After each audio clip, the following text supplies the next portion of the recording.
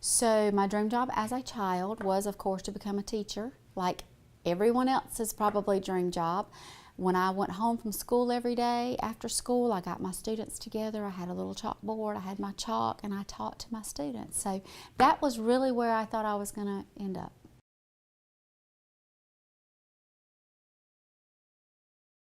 In human resources, there are no normal days.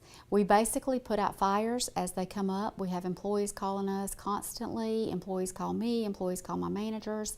So when we get here to the office, it's all hands on deck. We start immediately. Sometimes before we even get here to the office, I get phone calls in the car.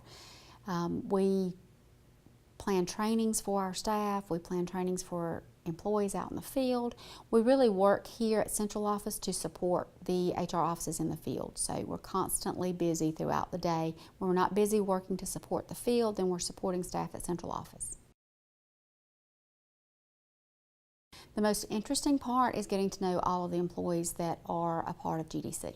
I try to make it my business to get to know everybody because they are the heart and soul of GDC.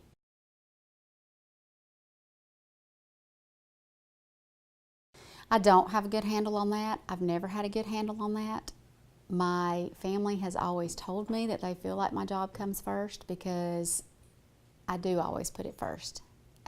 So that's something I constantly work on. I did, make arrangements when I was a probation officer. My children were little. I was at most of their events. I do remember one time though there was a meeting on my child's birthday, and she was so upset with me and wanted me to tell the commissioner to reschedule the meeting because I had to be out of town. But yeah, it's tough. It's tough in a leadership role. Even in general, it's tough with a work-life balance when you do work outside the home.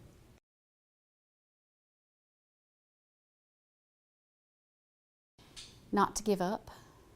There's been many pitfalls along the way. There's been many times when I thought I was overlooked for promotional opportunities, even though I'd prepared myself for those opportunities. And you just have to keep a positive attitude and wait for the next best thing to come around. As Mr. Ward once told me, that opportunity wasn't yours, but maybe it's because there's something bigger out there waiting for you. And in fact, there was.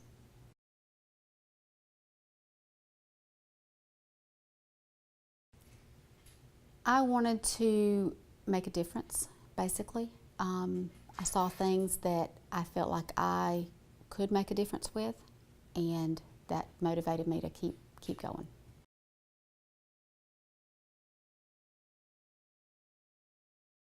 Other staff members that work for me, they tell me that together we can do this, and we've got your back. And also, my supervisors have my back. So, the commissioner has my back, Mr. Ward has my back, Mr. Portavett has my back. Everybody's very encouraging whenever we hit challenges. It's not that we can't do something, it's how do we do something. I don't like the word no.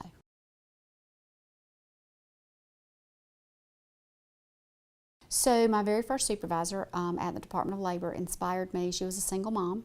She drove 70 miles one way to work every day. She ran the office by herself. She had small children, and she kept doing that day in and day out because that was the job that she loved. And she inspired me to do what I love, have a passion for what I do, and continue to rise and persevere, and things will work out the way they're supposed to.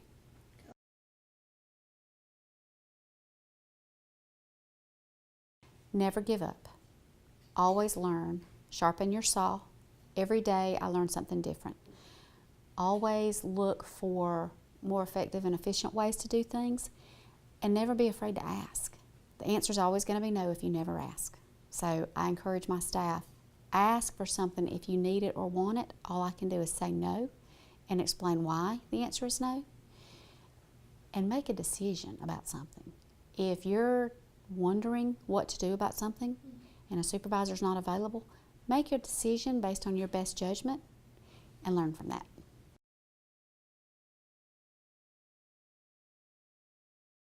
I think what we've been able to both offer our staff and the inmates, our staff have gotten more professional development than they've probably ever had. The opportunities have been available to them.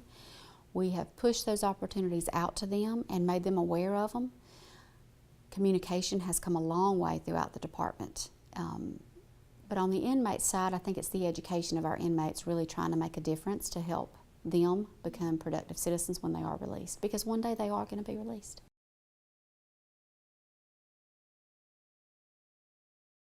Compassion, patience, and open-mindedness.